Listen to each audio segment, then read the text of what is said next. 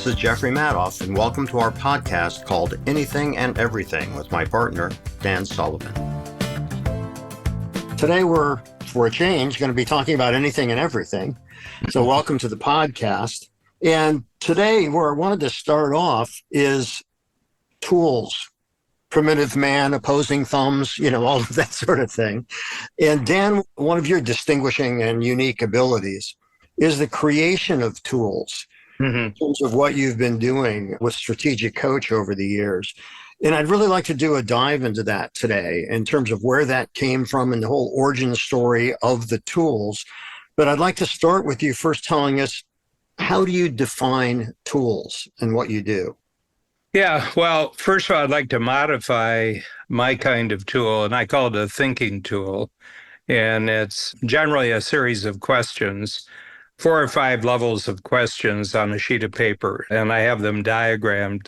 They're kind of matrixy. You have a series of boxes, but they proceed in a systematic way. So, for example, the very first tool I created was in 1982. I was a one-on-one coach in those days, Jeff, and I had coached over since 74 to 82, 8 years. I probably coached about 60 or 70 individuals. And at first, I wasn't clear that entrepreneurs were my target market. I had politicians, I had corporate people, I had people, who were in foundations, nonprofits, and everything else. But very quickly, within 3 or 4 years, I realized that entrepreneurs were the type of person who, if they liked it, they could make the decision on the spot, and they could write a check on the spot because I took upfront fees to make my receivables a little easier.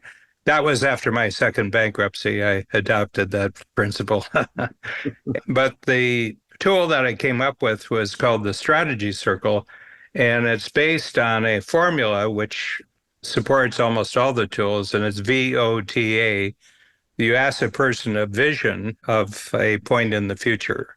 And usually I use something like 3 years. So if it's 3 years from today, and we're having this discussion 3 years from today, and I name the date. So the date were a particular date in 2024. So I had mentioned the same date in 2027. And then I said, what has to have happened in the 3 years? We're in the future now. We're in 2027, and we're looking back to 24. What has to have happened in your life, both business and personal, for you to feel happy with your progress? Okay. They had agreed to have the conversation, so that was a given. And then what I would do, as they would talk about things, I'd write them down. First of all, in the old days, on a flip chart. So I'd have flip chart sheets taped to the wall, and one of them would be vision. And we'd talk about it. They might have 10 things up there, and I'd say, okay, let's just circle the 5 top ones. If you get the top 5 done, you'll probably get the other 5 done too. I tried to get them to put numbers. It's a quantitative goal where you have a bigger number. It's a qualitative goal, and it's marked by an event. Okay. So, if I'm working with Jeff Madoff and it talks about his current play, and this is 2018, there were steps upward that you've already achieved, like we have to have the workshops in New York. We have to open on the road in Philadelphia. We have to have a major run in Chicago. And those aren't quantitative, but they're qualitative. They're events, they happened. You've got witnesses that they've happened. So I get them, and then I'd stop, and we'd have coffee or something, we'd chat. And then I go on to the next step, and I said, tell me everything in the present that opposes you getting there. So obstacles. Present obstacles, yeah. And my proposition here is that you don't even know you have the obstacles until you know you have the goals. Okay, that the goals actually create the obstacles. I'm very positive towards obstacles, that the obstacles your brain comes up with when you present itself with a goal that you can't achieve right now. You don't have the capability and the resources right now to achieve it. you don't really know that until you have the goal. You don't know what kind of obstacles you have. And then they'd brainstorm the obstacles. And then I said, well, 8 will do. I don't know why I picked that number, but 8, I find 8 really works. And then I'd say, now let's take each of the obstacles and consider them raw material for achieving the goal. Okay. And by So, the way, in your calling your first tool, the V was vision, was the O obstacles? yeah, vision obstacles. And then you transform the obstacles into decisions, into communications, actions, and achievements. Okay, so you would say, so how does this obstacle get transformed so that it ends up with a action? So it's vision, obstacles, transformation, action. We use that tool today, so it's 42 years later, and we do it exactly the way I did it the first time I did it. It's a very durable tool. Okay, and so we start off with people doing a particular project of theirs, and then pretty soon they have the tool. They have the capability of doing this for themselves. Okay, so with all of our tools, we're giving them a structured way of thinking about something, which then becomes their capability with repetition. Mm-hmm. And I have 240 of them, and they're all trademarked. Yeah, which is incredible. So, talking about your first tool, and this probably applies to all of them, would you call it a strategy for achievement, or would you call it a methodology in order to achieve? Yeah, I would say it's a process for achievement. Mm-hmm. Yeah. It's kind of like an algorithm. In the Patent Bureau, they have a requirement that what you have is an algorithm. And an algorithm is a series of steps that produce a predictable result. In other words, if you do this and you do this and you do this and you do this, you can predict that it'll be a particular type of transformative. And they use the word transformative result.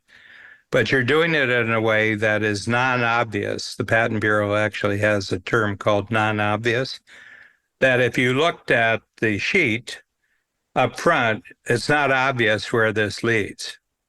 Mm-hmm. Yeah, because then it's just common knowledge, and they don't patent common knowledge. Well, is there a difference between a process, a methodology, and a strategy? Yeah, I think the words are different. I mean, you could look them up and compare them, but I think process and methodology are fairly similar. And I think a strategy is more of a contextual than it is content. Well, let's use your theater example. A strategy would be that you have the workshops so that you'll get the media in for the first time and you have the investors in for the first time, potential investors, some existing investors and potential investors. And if that works, then we have the ability to go on to a first opening. And usually it's not in New York, it's on the road. And Philadelphia is famous for being a good opening city, big city, close to New York. And then if we do that, and then we package it, we have videos of the performance and we package that it actually exists. And, someone can watch 3 or 4 minutes of the actual play. Then you have a good chance of going for a longer run, for dollars, really for dollars in a major city. So I would call that a strategy. I mean, the next step that's being discussed right now is that it goes to the UK. And in the UK, if you open at a really top-notch regional theater, the chances are good that you would open in the West End of London. Okay, and that's just a sideways jump from West End in London to Broadway. Yeah, So, so that would be a strategy. I think if you said any one of the 3 words, people would know what you're talking about. well, it's interesting though, because you also, and I don't even know this, this is also, No, and I haven't been asked the question before, so I'm going to ask Perplexity, the AI program. What's the difference? What are the main differences between strategy, process, and method? yeah, well, I think that the strategy is a plan that has yet to be executed. And the methodology, is the action. But you named your company And I've never asked, Strategic coach, yeah. yeah, and I've never asked the question, was it always strategic coach? It's a really good question. I think, if I'm not mistaken, it happened in the 80s. I had started coaching in 74, so it happened in year 13. And I did house calls in those days. I went to somebody else's office, and it was quarterly and it was one-on-one. I walked in and my client had somebody in the room with him. He said, "Oh, I'd like to introduce you to Dan Sullivan. He's my coach, my strategic coach." And I had never said that, but I said, bingo. And we called our IP lawyer in about 3 days after that. And then we had strategic coach, because it's easier for someone from the outside to see it often than to see it from the inside. First of all, it was not untrue. I think that's the role I was playing. And strategy for me is you have an outcome in mind. Strategy is more about the outcome that you're shooting for it rather than the means by which you get there. And I would say that strategy probably comes first. Mm-hmm. I think so too. Yeah, I think successful Broadway play is the strategy. Yes. Well, that's the goal. That's the Yeah, objective. that's the goal. But it's interesting. I didn't know. It just occurred to me that I had never asked you before, and I've never heard the story behind. Well, originally what did you call yourself? Just It was just Dan Sullivan. I had Dan Sullivan consultant, you know, you know, when you're dealing with business cards at $50 for 500, you're not as choosy. But yeah, I had my address, I had my phone number, didn't have email in those days. That was it. But it becomes very important to name things. I draw people's attention to the book of Genesis, the first book of the Bible, and the first human skill that God gave Adam, the task of naming all the plants and the animals in the Garden of Eden. You think God was just messing with him? Yeah, I don't know. So I tell a story about that. I said, it's the sixth day, and they've just about got everything named. It's the sixth day because seventh day is a free day, sort of. And anyway, they're just leaving, and God points, he says, "What's that?" This very slow moving animal coming down a path. And Adam looks at it and he says, "I don't know. It kind of looks like a turtle." God says, "That's what it is. That's what it is." And I tell that joke, and some people get it about 5 days later. They laugh 5 days later. But everything's made up. Yes, yes. And naming is one of the ways we make up things. Right. Absolutely. It's like the play Personality. You named it. Well, that's right. I wonder. Did you name it? Did I name it? Yeah. Yeah. If you recall, that was the second name. The first name was Lottie Miss Claudie. Oh, yeah. Which was Lloyd's song that started it all. Yeah. And then we realized that, Personality's got a double meaning. Plus, it was his biggest hit. Mm-hmm. So it's a perfect name. Yeah. But it took us a bit to realize that. And when we were first promoting it, doing our first reading, all the posters and everything was Lottie Miss Claudie. Mm-hmm. Then we changed that. But, it's interesting. I love this story because I also think when God gave Adam all that sort of cataloging work to do, it's also, he might have just been concerned that Adam would be consumed with having sex, and how can he get him to do anything else? If so, you just got to give a bunch of tasks and create some sins in there so they'll get the work done. Mm-hmm. Mm-hmm. Yeah, there's a lot of mystery on how the whole thing got started. I mean, do you ever see any videos or read anything by Richard Feynman? Oh, yeah. Brilliant guy. He was on the atom bomb project when he was in his 20s. I may have recounted this to you, but he was on the BBC, and it was a very, very sort of snot-nosed, snooty BBC, clearly very, very biased in terms of the subject matter. And he says, Professor Feynman, the origins of the universe, many people, of course, traditionally believe that, the biblical tale of God creating the heavens and the earth. But he says, in the last 100 years or so, we've become pretty convinced that it was the Big Bang. It was the Big Bang that created the universe. And he says, so what are your thoughts about that? And Richard Feynman says, I've given a lot of thought to that. And he says, when you look at both sides and you weigh them, he says, I've really thought it through. And he says, I feel you just have to come down on the side of God creating the universe. He says, the Big Bang, he says, is so ridiculous. He says, who created the bang? And so, yeah, it's really, really interesting. But what my goal is with my tools is that people think about their thinking.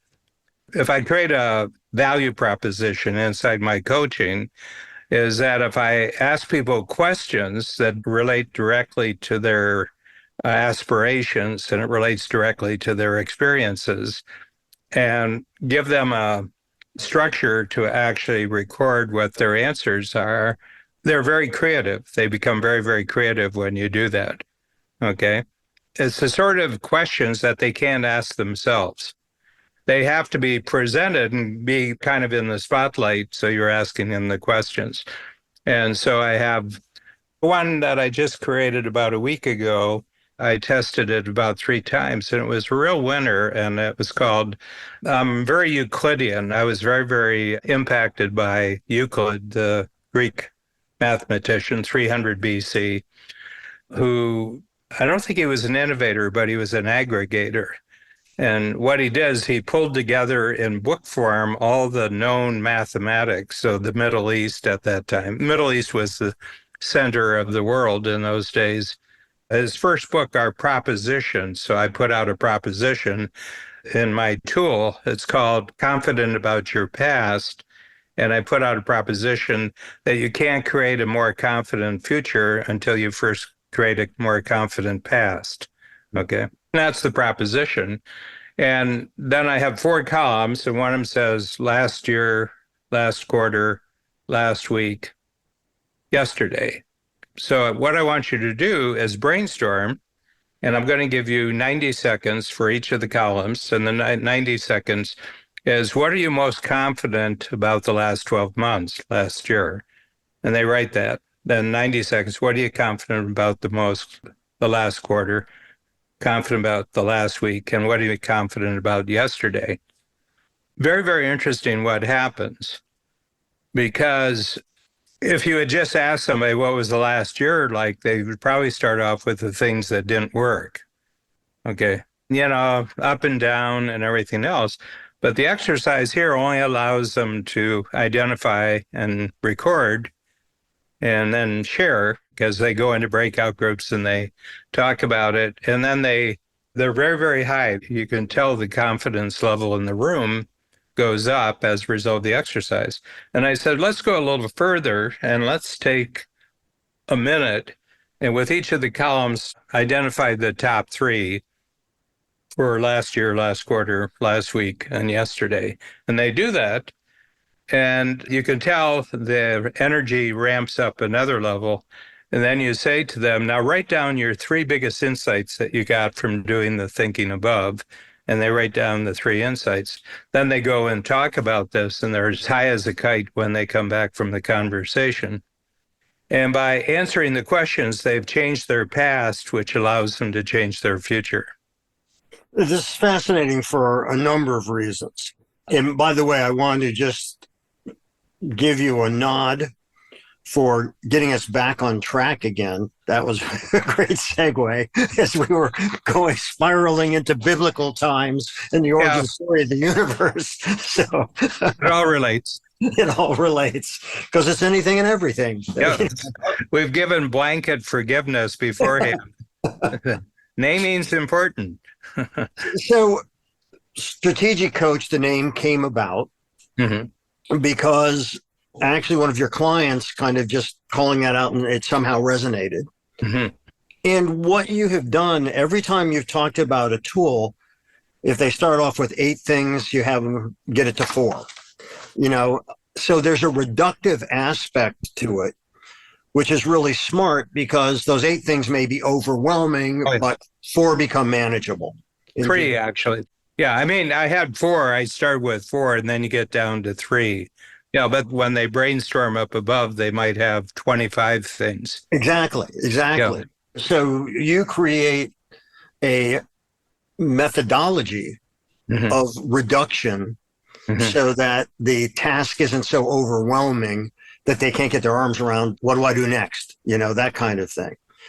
Which brings me back to another core thing of coach, which is unique ability.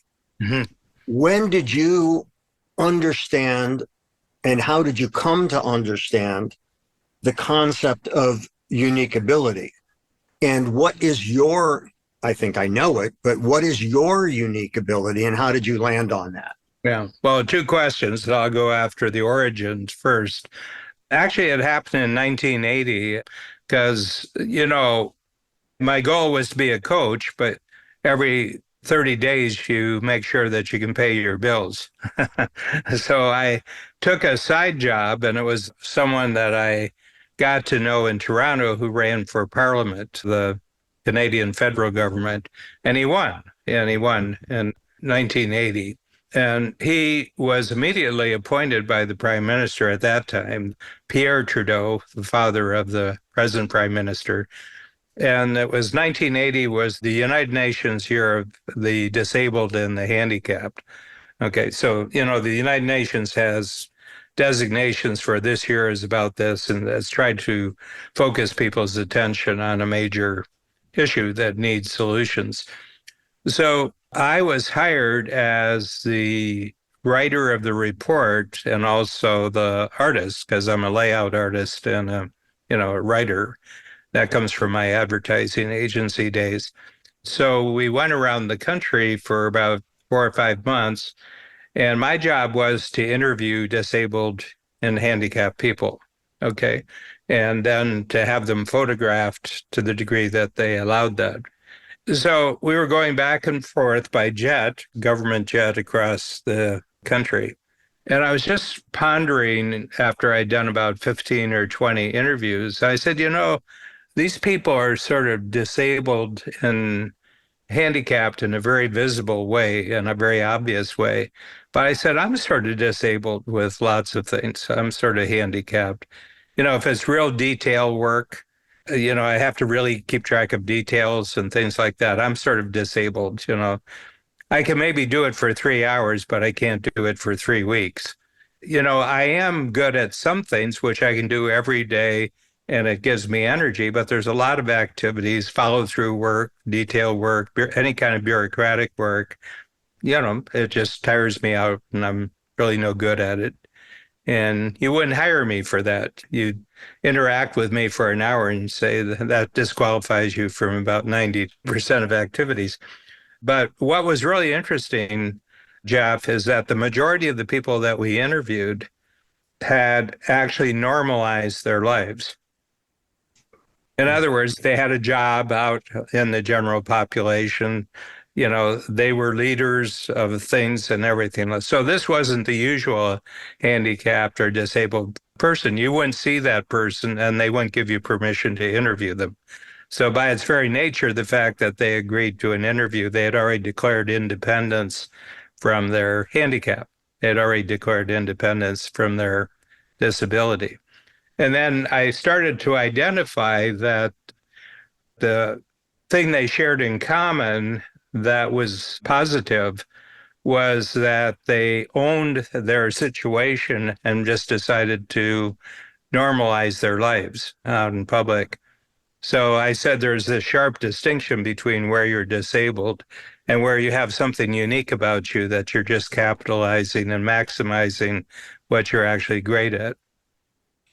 And how did you then land on what you were great? Well, I kept going back and forth of, I can't do this very well. I'm sort of incompetent here, barely competent here. So I might have a above average skill here, but it doesn't really interest me. I wouldn't commit my life to this.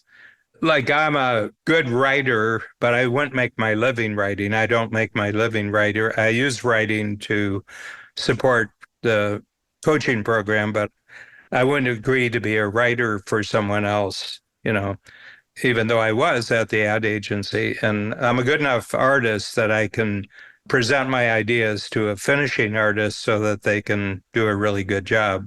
Okay, but I just began to see, and then I established a proposition that everybody's born with a unique ability, but most people don't have the proper surroundings, they don't have the proper support to actually build their life around their unique ability. They're educated to sort of fit in and do what other people want them to do. So was this, though, a lightning bolt idea? Oh, yeah. This is the central idea of Strategic Coach. Mm-hmm. This is the cornerstone of unique ability. Again, there's a tool where people can think this through. And how far into Strategic Coach were you before you came up with the notion of unique ability? Well, the activity of coaching, I was 10 years in. I mean, I was coaching going back there. So that was 10 years in. And then before it became, well, we didn't have the program then. It was just me doing one-on-one coaching.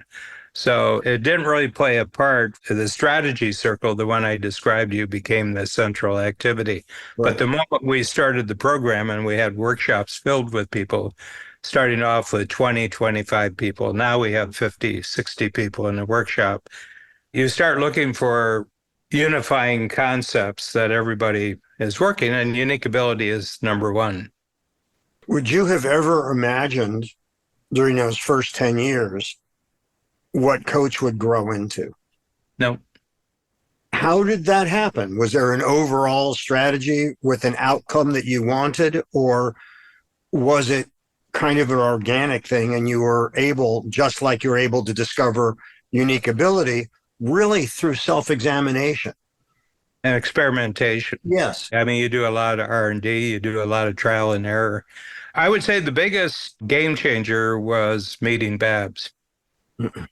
Because Babs runs the company. She's got a phenomenal ability to put together great teams. Mm-hmm. And so the rule, we met in 82, actually about 3 weeks after I created the strategy circle, we met. And then in 86, I think it was 86, late 86, early 87, she had her own business. And she said, I think the business you have with this coaching is going to be big. And she said, why don't we just team up? I've got to free you up from a lot of stuff. So my job will be to start building teams around you so that you're freed up, so that you can just do, well, one, what brings in the bucks, but the other thing, what I can clearly see you love doing. So I think the real clarification of unique ability really came from the interaction between Babs and me, where she was saying, free up Dan. What you have to do is free up Dan. To this day, it's the central commandment. Whatever you do, free up Dan. Dan brings in the cash. So an interesting thing is, you talk about 10Xing your business. You talk about having rent to pay and all of that. On the other hand, and we've spoken, over time quite a bit at this point, I've never actually heard you reference the income. I've always heard you referencing the process, the curiosity that drives you, the passion for creating new tools, and all of that. This is a long way of asking, is the goal money, or is money the byproduct of doing something that is good and desired by those willing to pay for it? Well, the way I look at it, money is the scorecard. It's the scoreboard. The creativity is the game on the field. Mm-hmm. Every once in a while you glance up and see what the score is. But I'm not driven by money. I'm driven by creativity and growth. And so is the metric for growth money? Mm-hmm. Yeah. I mean, it's one of them. Right. It's one of them. We were talking before, we won't mention names unless you want to. He whose name shall not be mentioned. Yes, people who clearly their goal is money. Mhm. And, when that's solely your goal, you can pretty much rationalize any action that you take if that helps you achieve that goal. So if somebody, like the people we were talking about, if somebody has achieved the goal of making a lot of money, yet the way they've done it is either through deceptive practices, taking from others, or so on, how good of a metric is money for that? Well, This I is mean, like a real ethics question. yeah, yeah. I mean, I think there are people who have good character and money is their big thing, and there are people without character and money is their big thing. Yes. You know, and it's hard to tell, from the outside what's the central motivator for anyone. Mm-hmm. You know, I don't really know what motivates people. I know there's a something that motivates them, and maybe it'll be revealed and maybe it won't be. I mean, I think one of the reasons why we're attracted to each other, I think that what motivates us is very resonant. I agree. Yeah. I mean, I don't see where there would be any ending to our conversations. I don't see where there would be any ending to our collaboration, and our creating things. So you do that. But I think that's a character issue.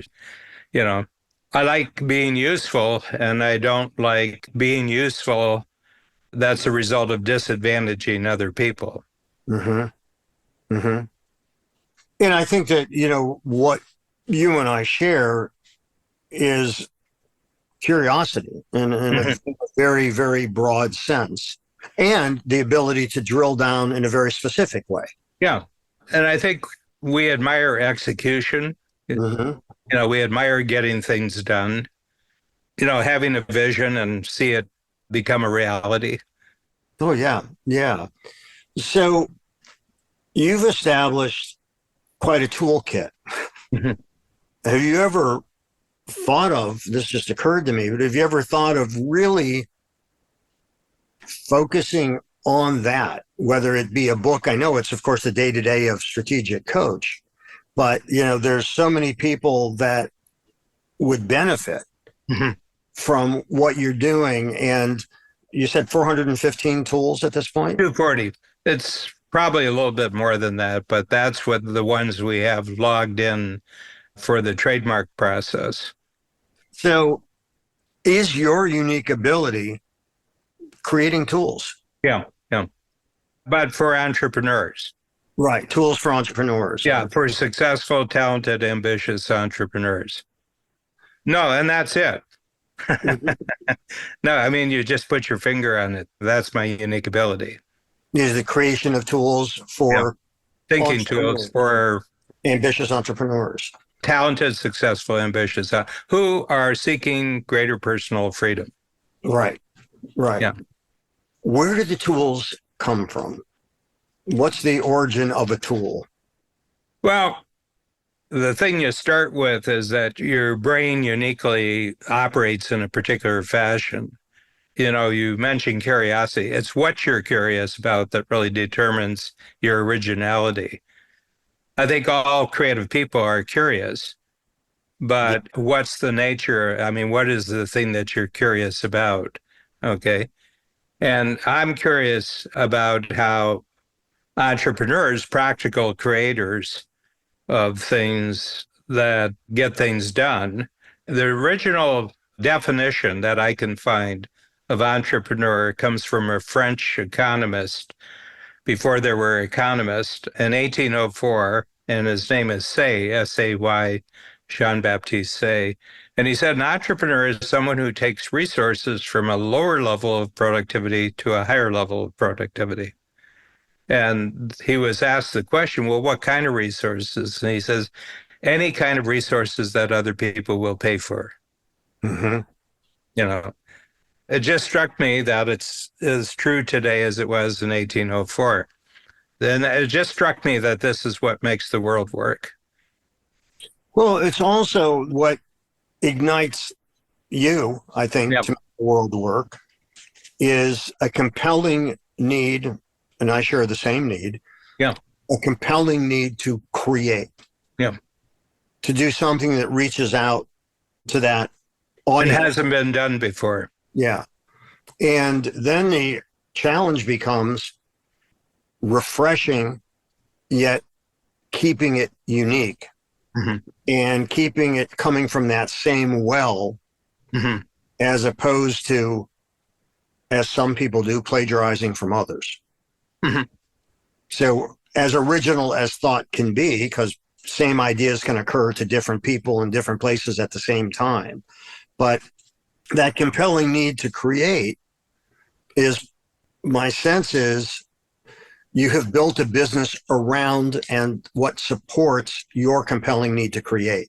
That would be totally correct. Yeah, I mean, it's fascinating because you also, the earlier on, your vision, obstacle, transformation, action, you've kind of done that about yourself. Hmm. The result being those are the strategic steps to enact in the methodology that creates new tools that makes strategic coach a unique proposition value wise for Yeah. entrepreneurs. Yeah, there's a drawing by Escher, Mm-hmm. and it's two hands drawing each other. Yes, yes. Yeah, and I think it's kind of like that, that you kind of create your next level of capability, and that level of capability allows you to create the next level of capability, and then it goes back and forth. You got to always be dealing with new material. Mm-hmm. Yeah. Well, and what strikes me though is as fascinating is, in order to achieve what you've achieved, you've got to put yourself through it first, Hmm. and that's part of course, the trial and error. Yeah. But without that self-examination, which is something, by the way, I think an awful lot of entrepreneurs, an awful lot of people, not just Don't entrepreneurs. don't do. That's right. Yeah. Which is kind of fascinating. Yeah, I think it's not a function of intelligence either. I call it thinking about your thinking, that you're aware that there's a activity that's going on inside of you all the time that's observable. And most people, I think, only come in contact in a crisis. Something bad happens, and all of a sudden, like 9/11, I noticed people were very reflective after 9/11. I came to New York about a month afterwards, and we did a big event at the Four Seasons on 57th Street. We had about 100 from the surrounding areas, maybe 5 states, and they came in. We maybe had 80 or 90 there in those days. And I noticed people were enormously reflective. Okay. And I noticed walking the streets of New York, people were nice to you. Yeah, but it didn't last. It did last, but it caused such a shock to people's systems that they started seeing things in perspective. And I had a great story. I had one client that was in one of the World Trade Center buildings. He was above where the jets hit, so he would have died. So he was 87th floor, 90th floor, or something like that. And his secretary sent him out to New Jersey that morning, but it was the wrong day. And he got out there and he called her, and this is before the Jets game, and he just reamed her out. You wasted my time. And then she got so upset when she put the phone down that she got on the elevator and went down to the concourse, the shopping concourse, to get a coffee because he wasn't going to be back. And the Jets hit about 20 minutes after she got down to the bottom floor. And then they couldn't get in contact because, the phone systems were just overloaded, after that. But they finally got in contact with each other at around 7 or 8 o'clock at night, and they forgave each other. And of course, you have to be alive and present in order to do that. Yeah, yeah. But it was really interesting. I think most people are really forced to confront the way that they think about things that I think is actually the natural activity of people who are really creative. That you're always going back and forth between the creator and the thing that's being created. Well, and, part of the process of that is, it's necessary to get feedback. And, the feedback on the play is the laughter, the applause, the silence when people are just, as director Sheldon Epps said, that's the sound of people listening. Mhm. And, that sort of thing. Well, the tools that you have created are the result of not only the self-examination, but the thousands at this point of entrepreneurs you've spoken to, the obstacles that maybe they haven't recognized yet Mhm. that you have, that you can give them the tools to work on that. And I find that whole process of discovering one's own unique ability, Mhm. and then how do you actualize that? How do you do that? Because it's also hard. You are both, on one hand, gregarious in front of your audiences and all of that. On the other hand, you need a lot of alone time to do what you do. Mhm. Because if you're not ever alone, you can't hear those voices Mhm. that can, help you discover those things that need to be done for what you're trying to express. Yeah. I think there's a time when you're young where you realize that you're different. Mm-hmm. We have similar time period, the 40s, early 50s, in Ohio. But can you remember, a time when you just sensed that this is not the way other people are? Yeah. And that was in some of my classes. It was interesting.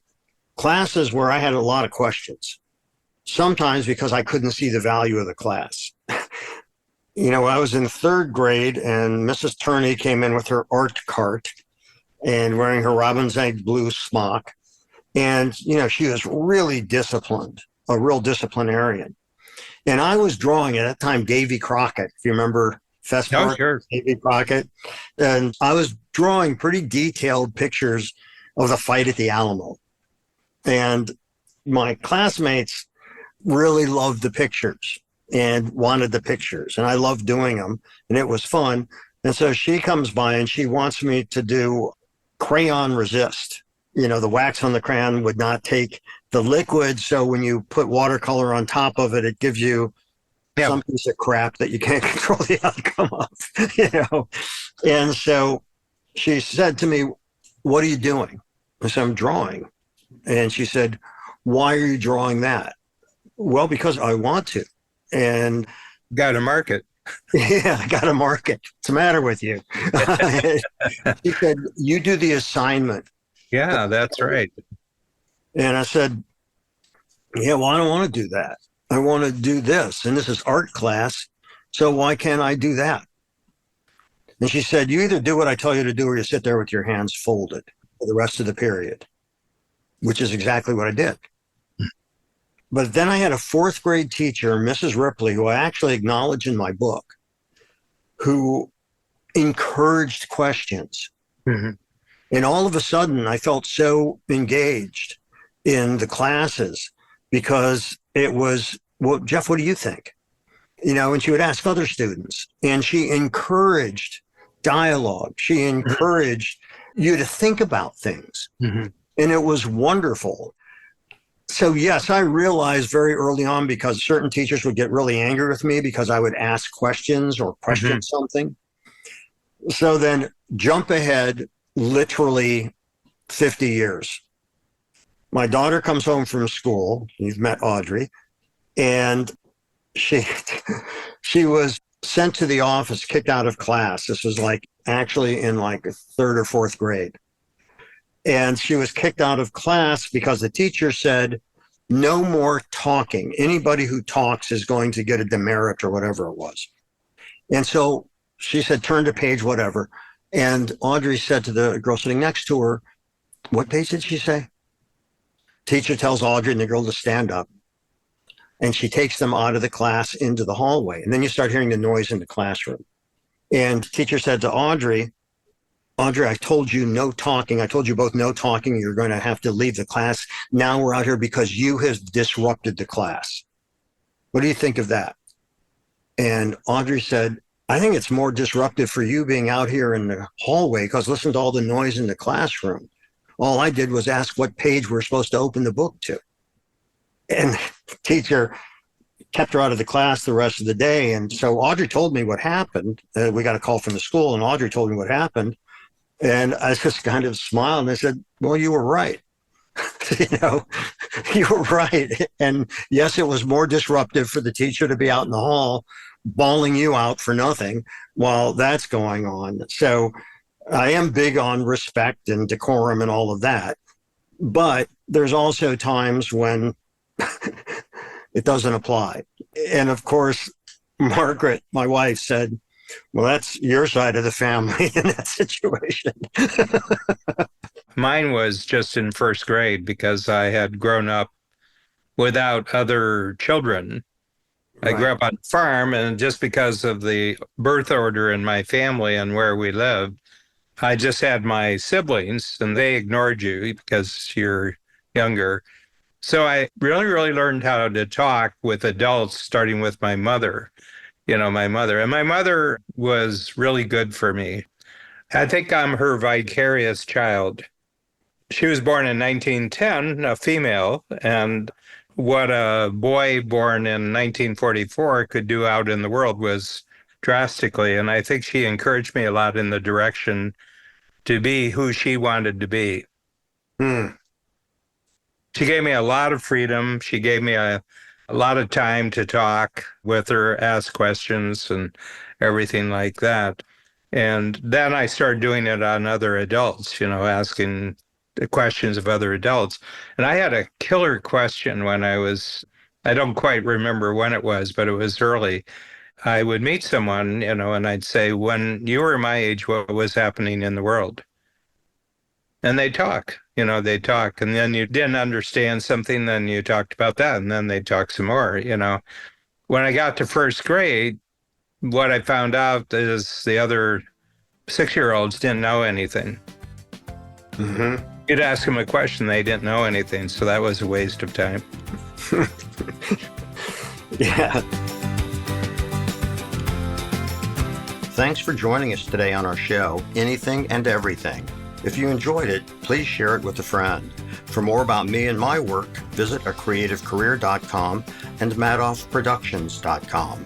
To learn more about Dan and Strategic Coach, visit strategiccoach.com.